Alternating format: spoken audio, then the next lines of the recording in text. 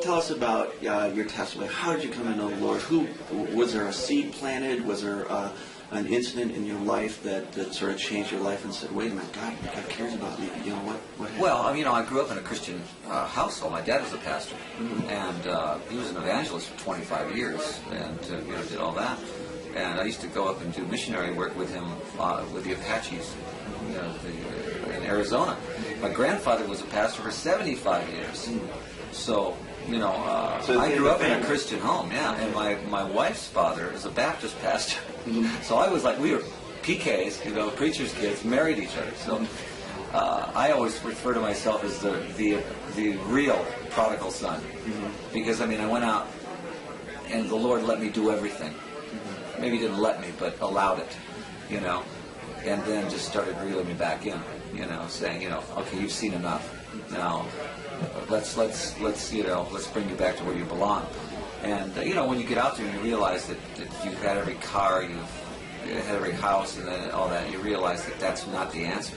That there's a great big nothing out there at the end of that.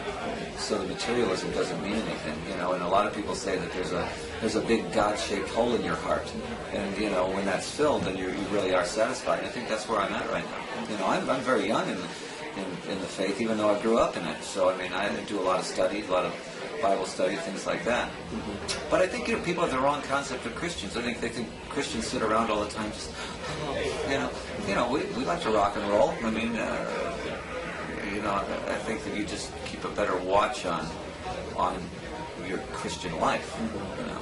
When did God start to reel you back in? When I stopped drinking, I drank for a long time. 13 years ago, I stopped drinking, and I started going back to church. I was throwing up blood every morning. I was really a bad alcoholic. I never was a cruel or mean alcoholic, but I was definitely self-destructive. And when I stopped drinking, I started going back to church with my wife. And there was this pastor in Phoenix that was just hellfire. And there'd be 6,000 people there, and he was talking to me every Sunday. Of course he wasn't, but he was. Just nailing me. Every weekend I was exhausted.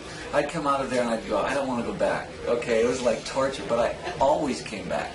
And I finally realized I had to go one side or the other. I had to make a decision, one side or the other, because I was so convicted. The Lord really convicted me and said, look, it's time for you to make a decision here. So I said, okay.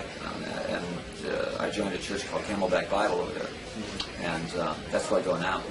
And it's really good teaching church. Just a good, strong Bible teaching church. But still rock and roller, going out on tour again. I watch, I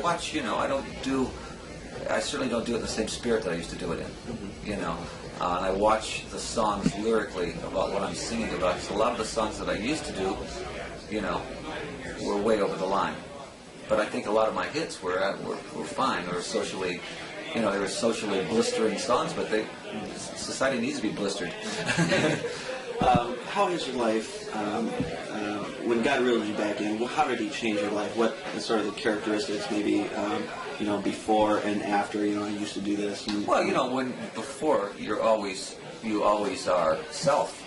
You're always self-centered, everything is for you. It's yourself is God. And we make lousy gods. Humans make really lousy gods, I think. So we've got to let God be God, and us be what we are, and so I think that's what really changes, is your focus on who you're serving. You're not serving you're serving Christ. There's a lot of people who may see this interview, a lot of people who may have been big fans of yours 20, 25 years ago who are still living in the world, they don't know Christ. What could you say to them? Well, they're going to eventually know Christ, and I hope it's not too late, because if you're at the wrong end at the wrong time, I think that's going to be tragic. Like maybe talk to maybe somebody struggling with alcohol or drugs and pornography, that sort of thing. Well, sure. That's what is the world made up of? It's made up of that. The world doesn't belong to us. The world belongs to Satan. So we're living in that world, and we're bombarded with that every day.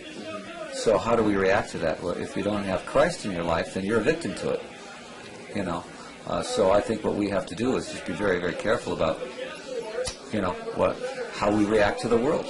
We have Christ in our life now, and we have to react to the world humbly. We have to react to the world in a teaching way, and at the same time be humble about it.